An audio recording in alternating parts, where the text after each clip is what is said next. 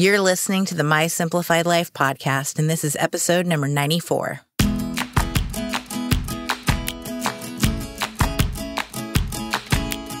Welcome to the My Simplified Life podcast, a place where you will learn that your past and even your present don't define your future. Regardless of what stage of life you're in, I want you to feel inspired and encouraged to pursue your dreams, simplify your life, and start taking action today. I'm your host, Michelle Glogovac, and I'm excited to share my stories and life lessons with you while taking you on my own journey. This is My Simplified Life.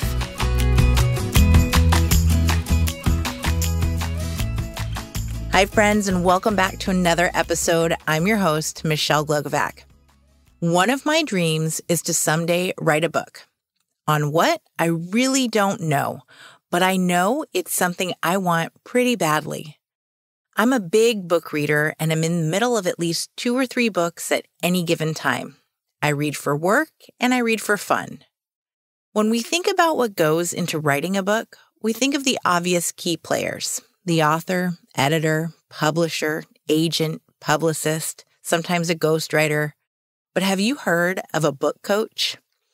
I recently learned of such a thing and went right to the ultimate and original book coach, Jennie Nash. She's a 10-time author, creator of the Author Accelerator Program, and a book coach who has helped authors land big publishing deals and write the books of their dreams. Jennie is sharing with me what a book coach is, what one does, and what a book coaching business looks like. And at the very end, she gives you a glimpse into what working with her looks like by giving me a coaching session. Jennie is brilliant, and I know that learning about this somewhat newer career option is going to be eye-opening for all of you. Hello, Jennie. Hello. It's so great to be here. It's so great to have you. I am so looking forward to finding out what a book coach is from you, because this is new to me. And yet, ever since I was introduced to who you are through Robin Graham and read your book, read books all day and get paid for it, because that's right up my alley. I feel like book coaches are everywhere. So this is a great topic for us to talk about. Yes, it is. It is indeed. Can you take a moment to introduce yourself, please? Sure. I'm Jennie Nash. I'm the founder and CEO of Author Accelerator, which is a company that trains and certifies book coaches. And I'm also a book coach my own self. And an author. I guess that's also true. I'm an author of actually 10 books in 3 genres. My 10th is on its way to being in the world. I forget that part because I've had so many phases of my career. I forget that part. I'm an author. So tell us, what is a book coach?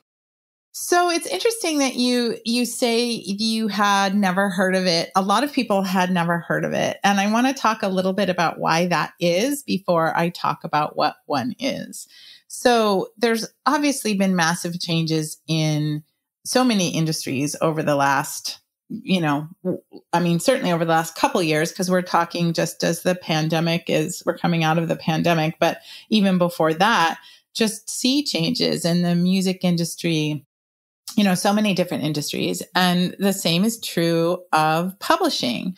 There's been a flattening of the industry and an ability for all people to have their books published because of the access to the means of production, basically. So the movement of indie publishing and the ability of a writer to not have to go through a gatekeeper to get their book into readers' hands, that's just been a massive change. And we've seen a consolidation in the traditional publishers. And we've also seen the advent of a new kind of publishing, which is a hybrid model that's kind of in the middle. So there's just been a massive number of changes.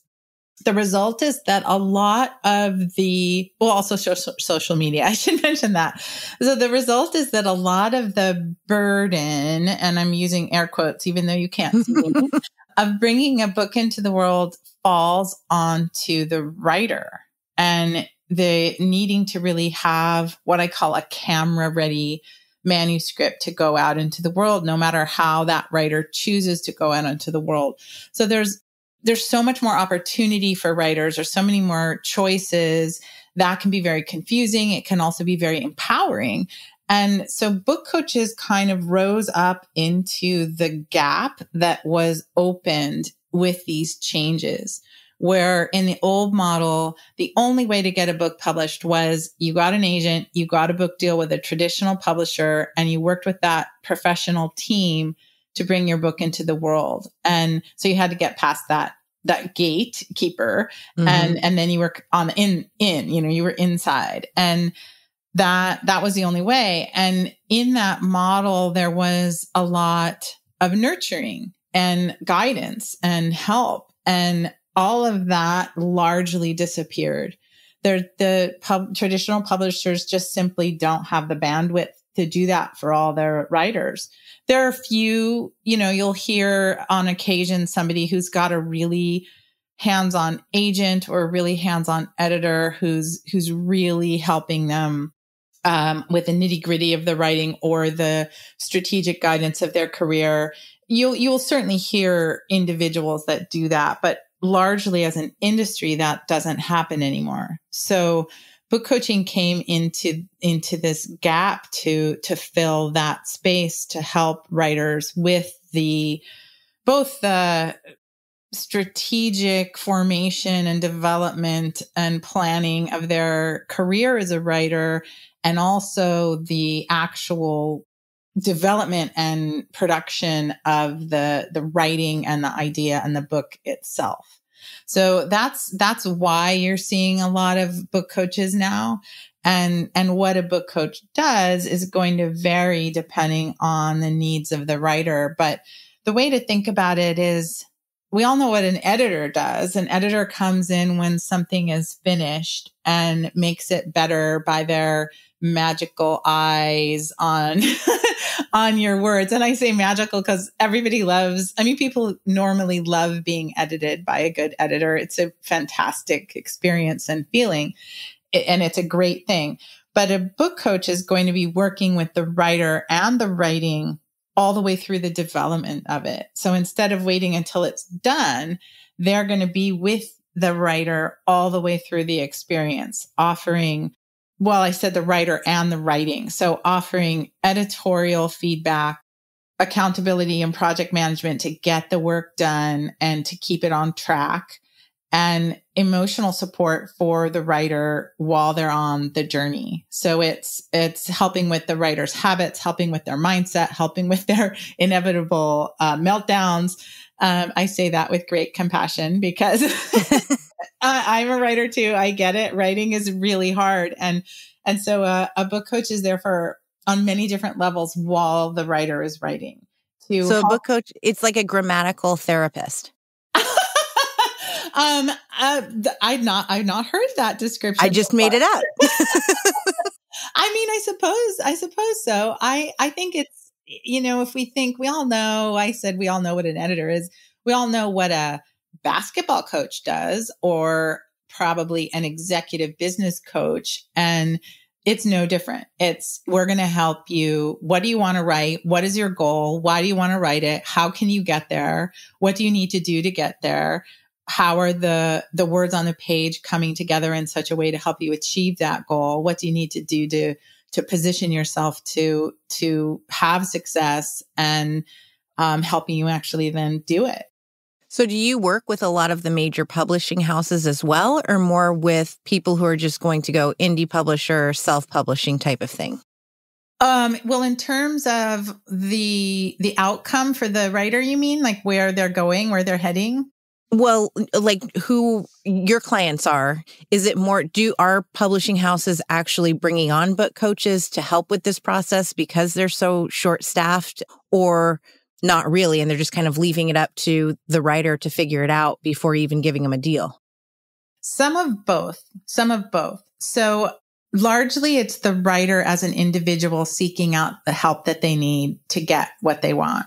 But more and more, we are seeing other organizations or institutions turning to book coaches.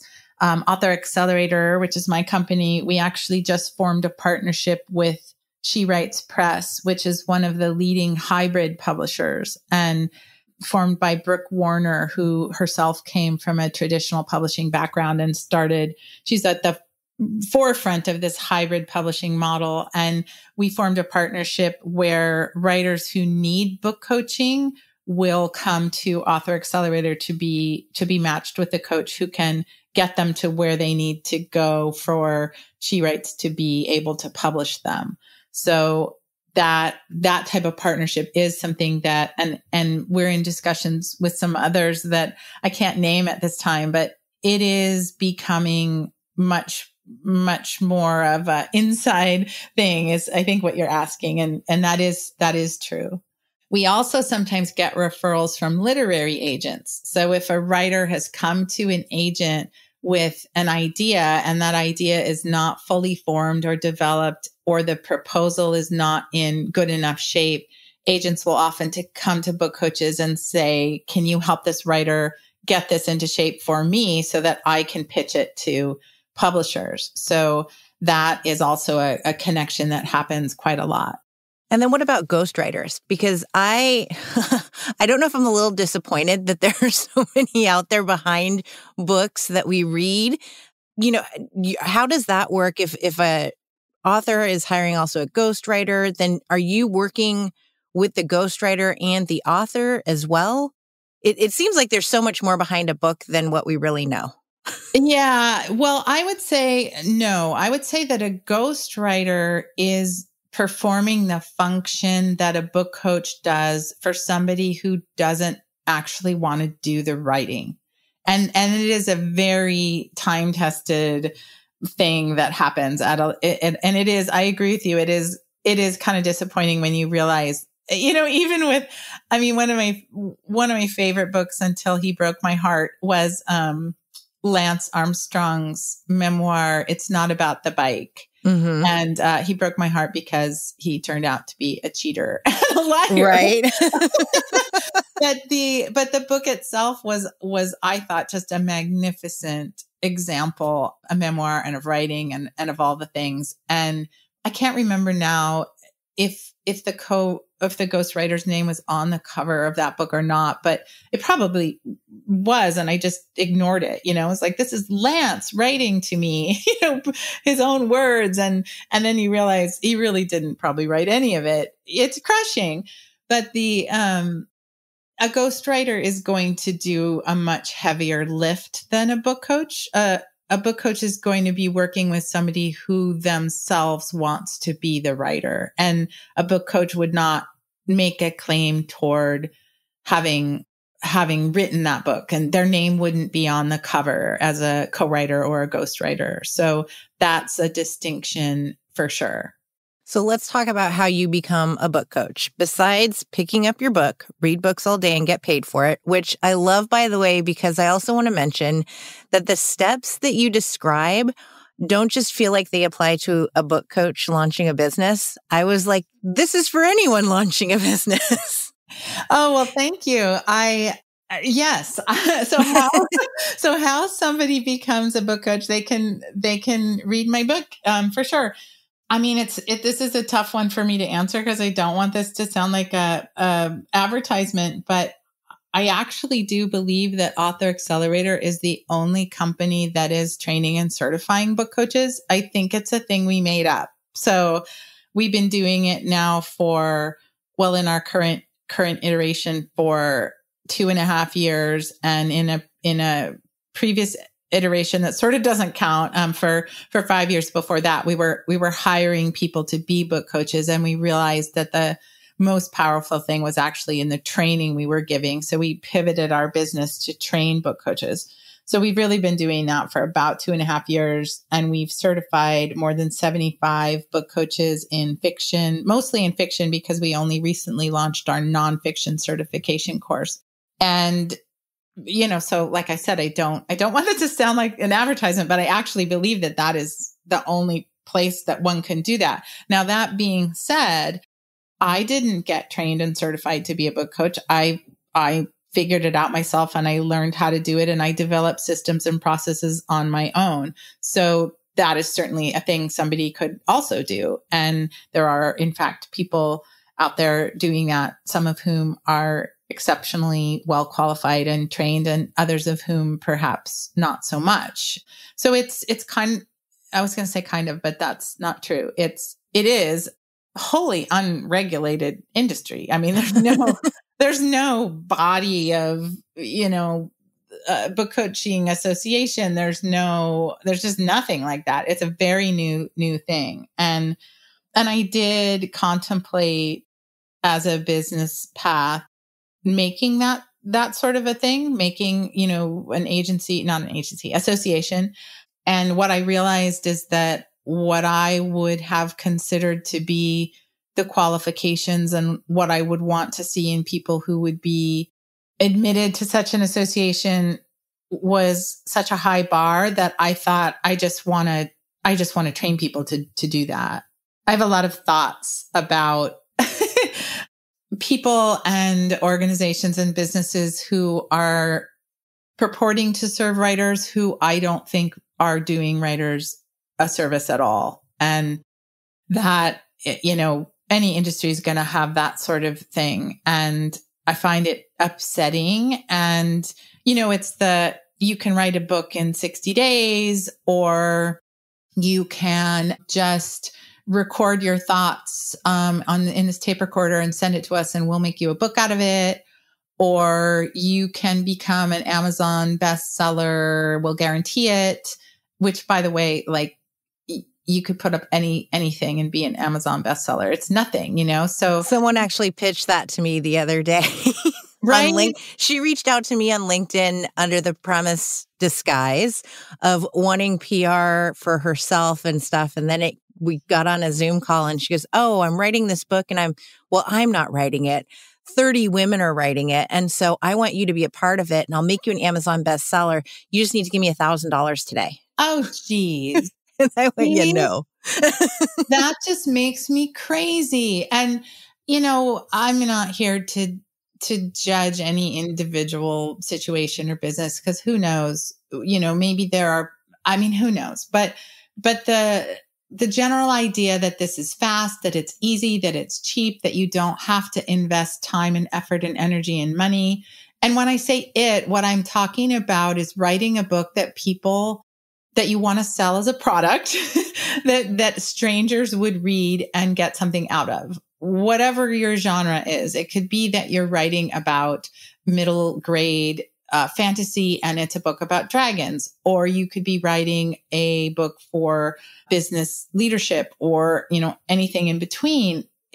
If your goal is to have strangers read and love and be impacted by what you write, that there's no easy way to do that. And so the kind of training that I am doing for book coaches and the kind of work that I do as a book coach is intense. It's deep. It takes a long time. It's not always fun. It tends to be actually quite expensive. And that's just the side of this whole thing that I have taken a stand on, because I don't, maybe there is a time and place for some fast, quick, cheap thing, but it's just not where I live. Nothing good really happens overnight. It's the same thing in the PR world. Right. Yeah, we can get you on Forbes if you want to pay $10,000. Well, what's your goal then? I think it really comes down to what is your goal, and do you want to actually put the work in? Well, right? And you Mm-hmm. can, for any amount of money, buy anything you want and have somebody else do it or pull the levers or whatever the thing is. But I, and look, there are many times as a business owner where I wish I was selling something fast and easy and sexy and, easy to understand, I guess. And, the fact of the matter is that I'm not. I'm selling something that's difficult to do and difficult to understand. And a lot of people don't understand why they would need it. And a lot of people think, I know how to write a book. I've been reading my whole life. I write in my job every day. I've been writing a journal since I was 10. I was on my college newspaper, so they think that they know how to do it. And usually, there's a percentage of people that can pull it off, that can figure it out how to write a book. Of course, there are people that don't need help, but if you are a person who's out there feeling frustrated, or it's taking you way longer than you thought, or you wrote something and it's being rejected, or you wrote something and published it and no one's reading it, or you're getting bad reviews, or, the outcome that you seek is not happening, and you still seek that outcome, that's a time I think to consider having professional help.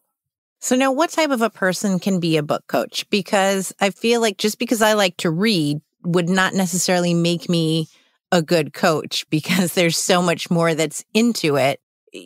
What is it that someone needs to have already? Like their characteristics, obviously they need to like books. They need to be kind of emotionally in touch and kind of like a mother figure. Yeah. I mean, we have a list of 10 characteristics that we talk about that are going to describe somebody who's going to be good at this work. And some of them you mentioned, they're obvious. You have to like to read, because it is what you end up doing, is reading books all day. You have to like writers, which is something different than liking to read, because writers are quirky and they're needy, and they're wired a particular way. And if you don't like working with writers, you're not going to like being a book coach. So typically somebody who's drawn to this work is somebody who is already teaching or guiding or working with writers or creators or idea generators in some capacity. A book coach is going to be somebody who is self-motivated, because we work alone. Most of us are solopreneurs or running our own businesses. So that running a business part scares a lot of people, especially people who might have come up in the world as an English major or a humanities major of some persuasion. And the idea of running a business seems terrifying to them. But running a business, I was that person, by the way. Running a business has a lot in common with the creative impulse that those type of people are already familiar with, and the problem solving and the type of thinking and strategy. But you have to want to be immersed in that. If you can't stand the thought of marketing your services or putting a price on your services or telling people that you're doing this for a living now, if you can't stand that, you're not going to be able to run a book coaching business or any online business.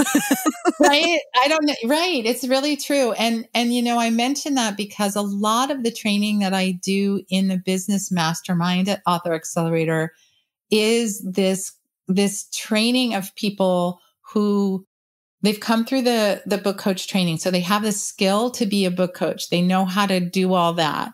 And they're trying to now learn the business part. And these are smart people. They're usually incredibly accomplished people. I mean, people who have multiple advanced degrees, people who have worked for dozens of years in industries like they're lawyers. We actually have a lot of PR people, communications people. These are accomplished folks, HR people.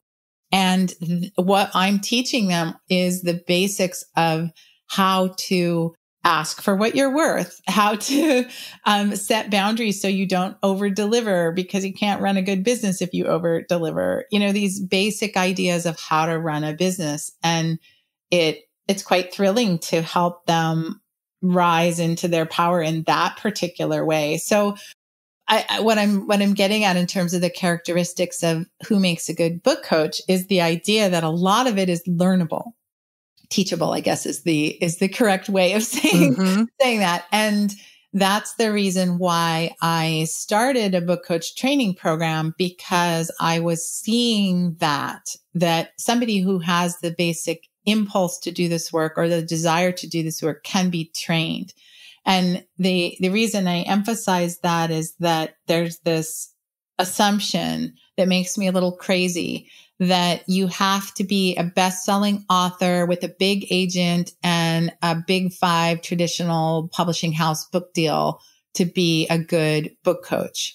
And sometimes we have writers coming in who are looking for a book coach and they're asking for those things. I want somebody who got a 6-figure book deal and has a top New York agent, and that's what I want.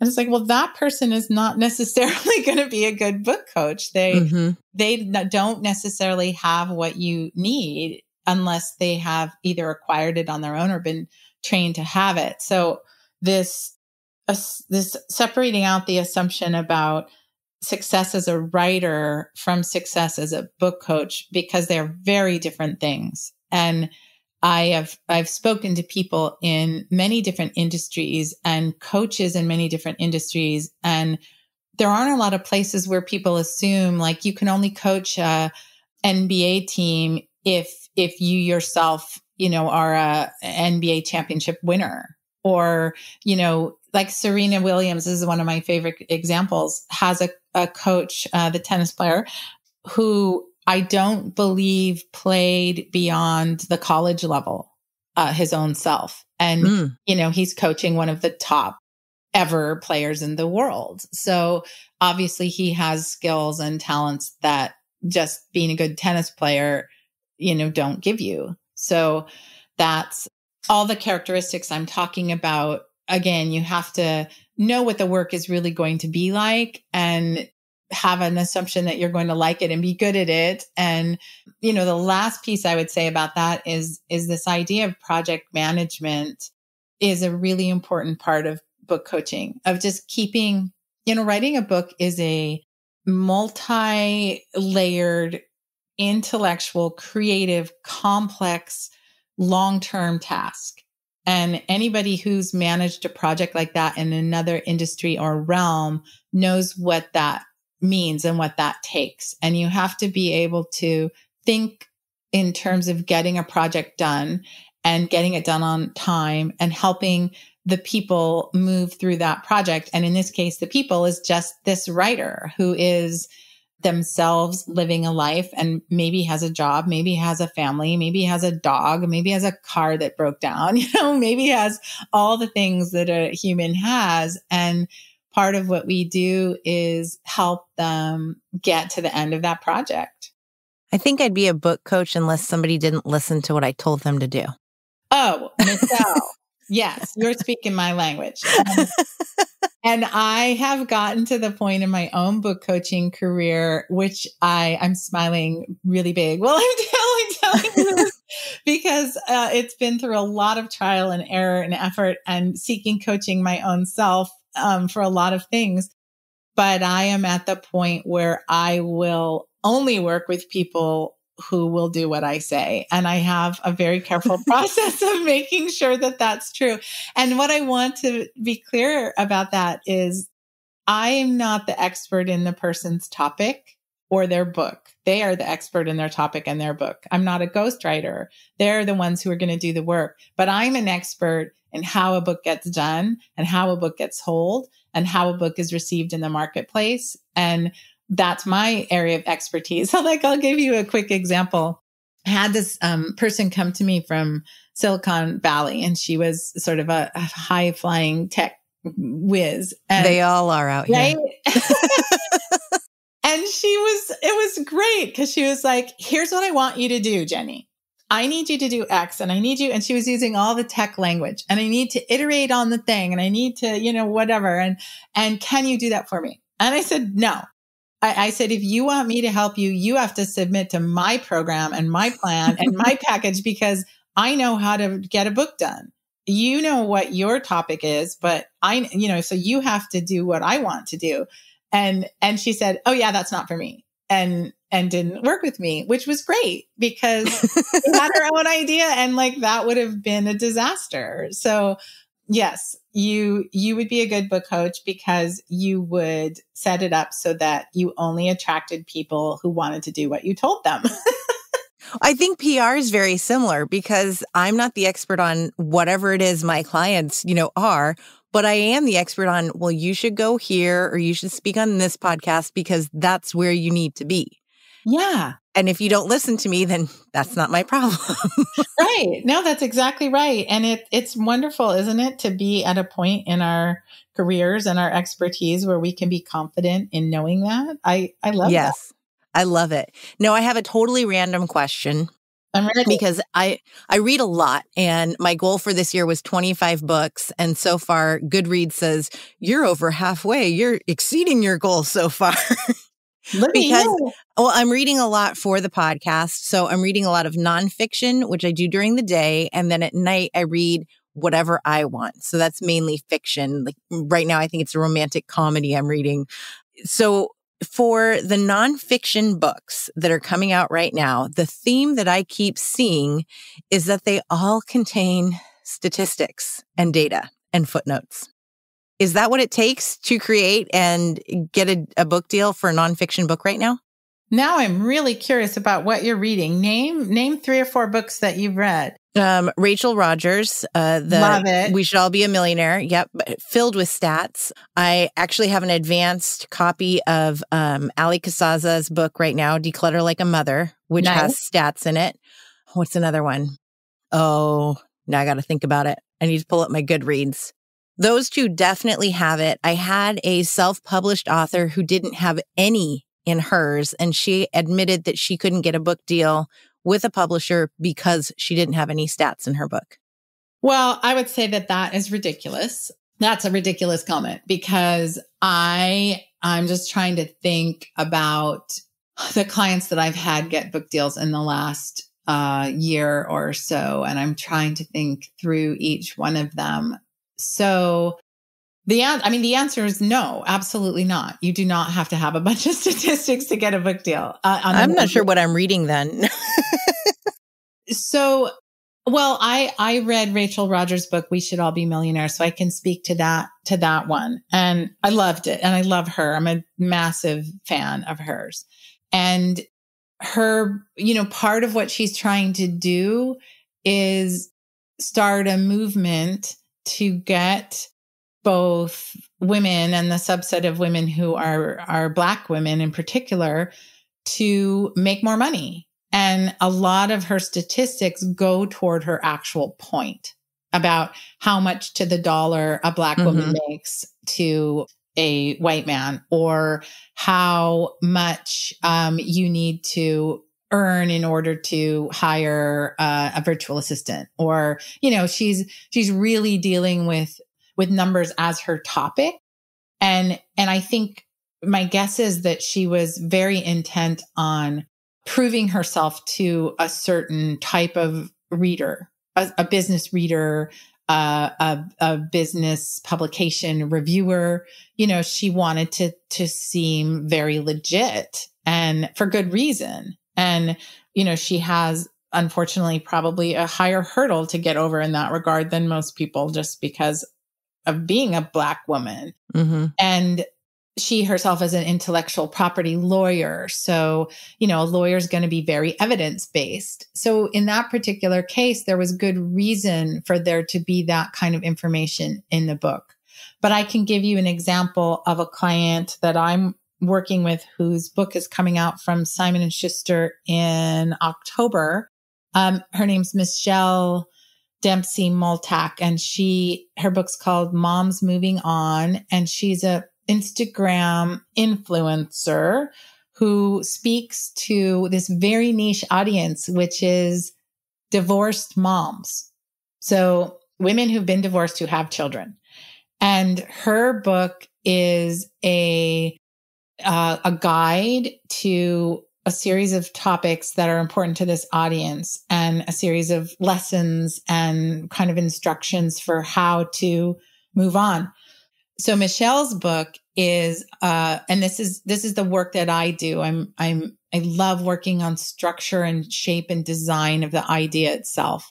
Her book is largely based on her own experience and her own stories and her own tales, because that's what her audience really loves and really responds to. So the spine of the book was her own story, but she didn't want to write a memoir. She wanted to write a self-help book with the steps and the instructions along the way.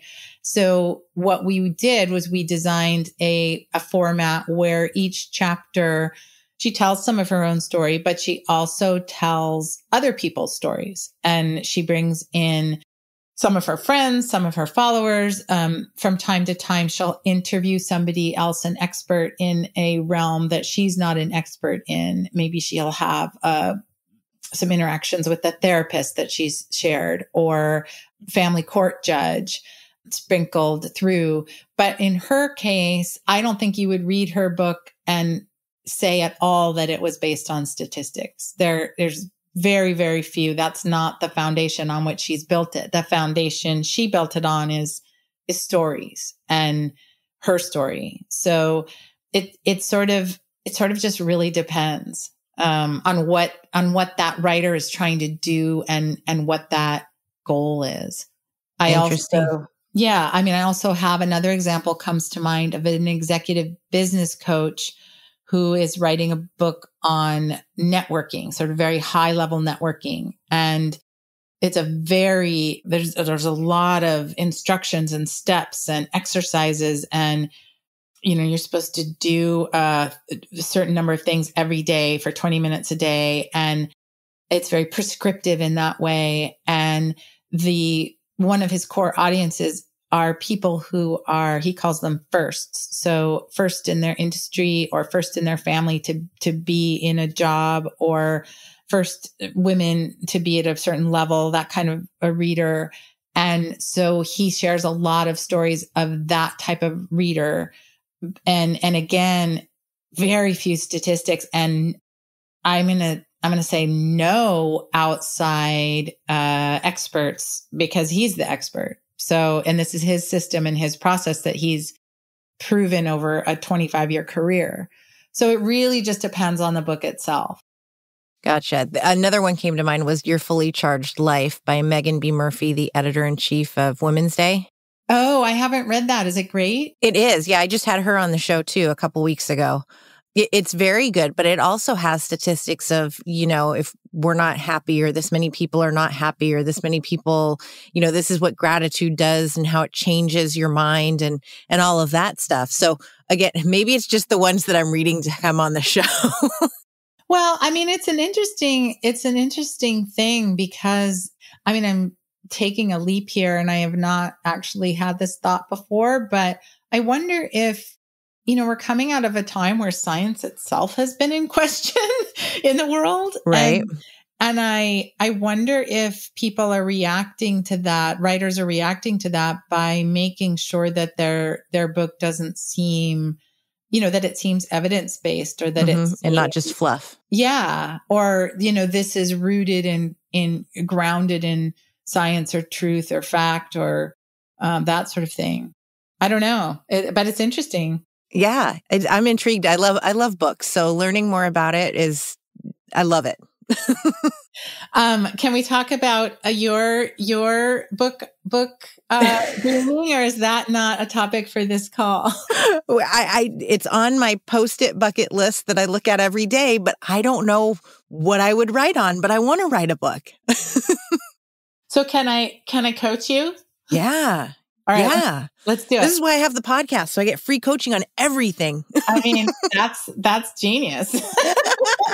All right. So what I would say to you is, why do you think you want to write a book? Great. Now you're putting me on the spot. I feel like now you're interviewing me, because I love to write. And I think that this is funny that I'm going to say this, because here I've got a podcast. My job is to tell people to get their message and voice out into the world. I help people decide what that message is. And yet I'm like, I don't know that what is it that I would tell a story about? But at the same time, I feel like there's got to be something that I can share that's going to help someone else. And at the same time, I would love to have a book in my hands that has my name on it, that I can share with the world and be proud of. But I want to write something that someone's going to pick up and go, oh, she did this, or she went through this. I can do this too, or I can make a difference. So it sounds to me like you were in your career or life really impacted by somebody else doing that for you. Is that true? Are there books that you cherish that really helped you on your way? I definitely do cherish more than others. Yes, absolutely. And I do take chunks of wisdom and knowledge. Like in the last year, the one that had the most impact to me was Winging It by Emma Isaacs. And just reading not just her story, but her saying the simple thing of you need to sit on your hands and stop saying, yes, I'll do it all the time. Mm-hmm. Because that's me. I'm like, oh, you need someone for PTA? Okay, I can do that. Oh, you need a room mom? I can do that. Oh, neighborhood watch? I'm on that too. Oh, yeah, I can launch my business and watch my kids and, do all the things. And it was actually at a moment that the PTA sent out an email saying we need more officers. And at first I'm like, oh, I could. And then I went, no, I don't need to. Yeah. Yeah. So this is really interesting to me because what you're saying is that you don't want to write a shitty book. Absolutely not. Right? So yeah. Your post-it is probably actually not saying exactly the right thing because the bucket list is not just, I want to write a book. It's, I want to write a book that has an impact. Yes. So that's the first thing I would say is own that because you could write a shitty book tomorrow. You could take some transcripts of your podcast, which is amazing, throw them together, right? And right. Say, and people do. Right. And by the way, that could be an Amazon bestseller. Yay, you. And you could do that in the next week if you wanted to. And that's clearly not what you mean by writing a book. Mm-hmm. The first thing is getting really clear on what you actually mean. And I would say even deeper than, okay, you want to write a good book that's going to have an impact. Now you want to think about who do I want to impact? Who do I? So I recently, this is, by the way, literally what I start doing when I coach someone is this question. And I recently had a client who answered this so beautifully that it's now the story I'm going to tell forever because it was just lovely. What I asked is picture that your book is done and it's in the world. And what is the interaction or event or situation that is going to be the thing that lets you know you achieved your goal? So in your case, you had an impact. How are you going to know that? So some people will say, I was on the cover of Harvard Business Review. Other people will say, I was on Oprah's Super Soul Sunday. Other people will say, I spoke at, whatever event. And this particular client answered it and she had this very specific scenario. And she said, I'm on an airplane and I'm on my way to speak at a conference. And it's been a really busy year. So I've flown a lot and I'm a little tired. and she said, the person sitting next to me is reading my book. And I don't say anything because I'm so tired talking about the topic. And, I just want to rest. And so I close my eyes and I don't speak to her. And I'm proud of myself because I have this self-discipline. And then she said, and then I go down to the baggage carousel to get my bag. And she's there holding the book, standing right next to me. And I can't help myself. And I say to her, I'm the author of the book. I just felt like I needed to say hello. And the woman with the book turns to me and says, oh my God, I love this book. You changed my life. You came into my hands at exactly the right moment. I'm going to be making this change with my family as soon as I get home.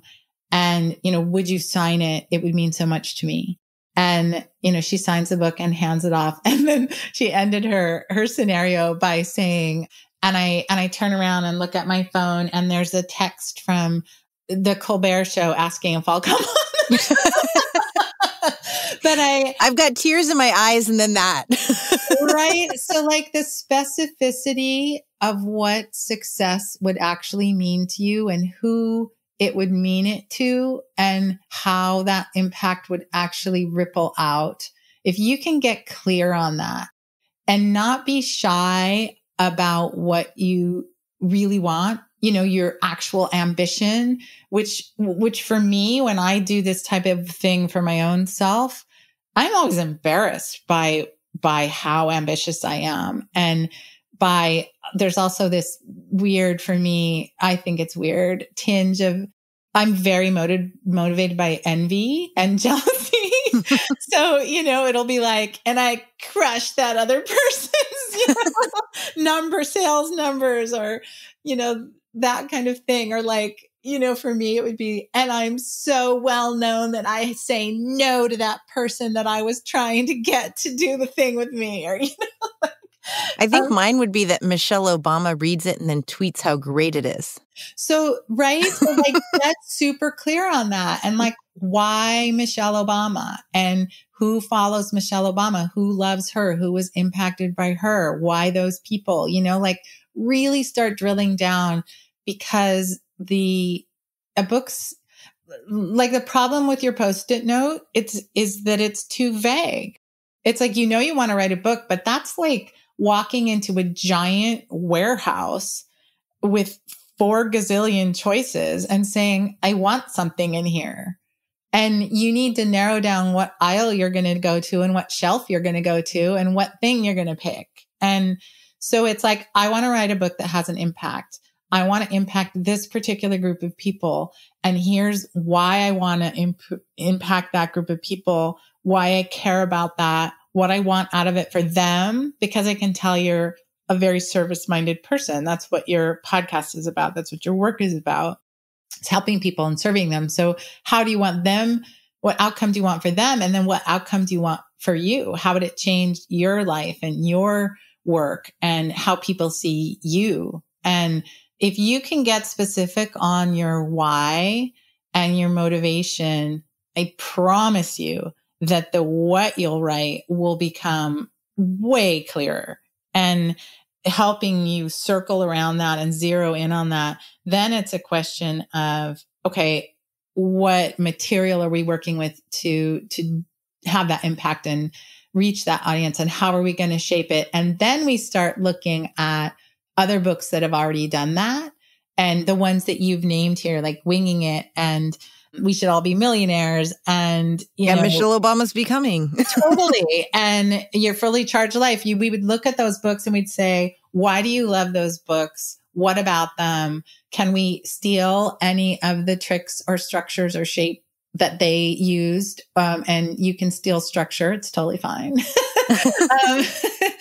Can we, my favorite thing to do is work with somebody who, I'm making this up, but let's say you land on wanting to write a book about podcasting. And maybe it's not actually a book about getting on podcasts, which is what your work is. Maybe it's a book about raising your voice.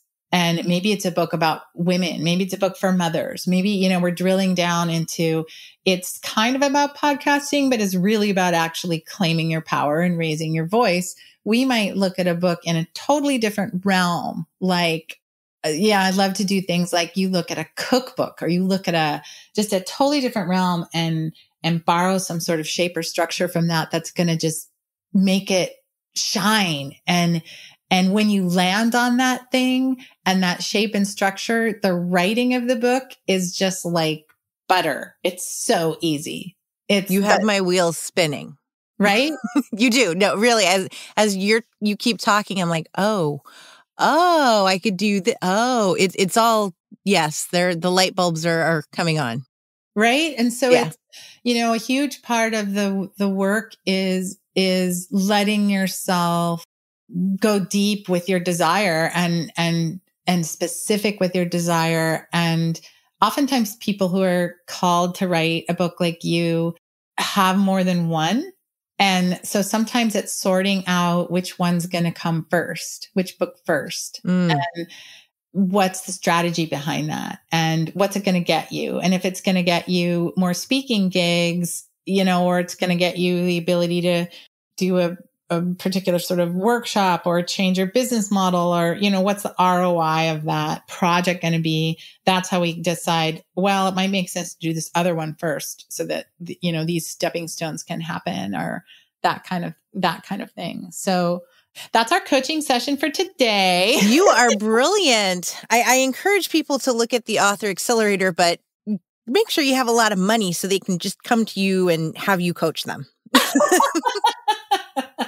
Well, I mean, I have, you and I are both new fans of We Should All Be Millionaires. And I've learned so much from Rachel Rodgers and following her, and her message of transformational pricing, value-based pricing rather than transactional pricing is one I think every business owner needs to read, and particularly women, and particularly women working in, I'm using air quotes again, sort of the soft industries, because we tend to, I see this with my book coaches all the time. We tend to minimize the value of what we're doing. It's like, well, anybody can read a chapter and tell you how to make it better, or, anybody can, there's just a lot of minimizing of the work going on. And so as the leader of my company, I charge a lot of money, both to set an example, also because I can only take very few clients, also because I have a fabulously high success rate. I'm really good at what I do. I've been doing it for a really long time, and I own that. So I am really expensive, and I just had to slip that in there because I love it. I'm on my soapbox all the time about this. So I'm trying to talk about it and be comfortable talking about it more and more. So thank you for giving me the opportunity to do that. Yeah, I love it. I do. I'm becoming more expensive by the day myself. So well, and that's what's so, we're talking about a book that makes an impact. That's exactly what I mean.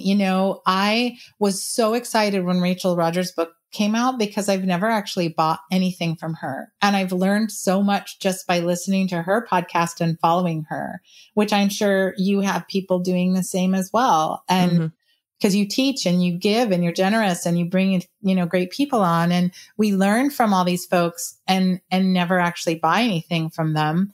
And when her book came out, I have about 70 people on scholarship in my book coaching program who are all people of color.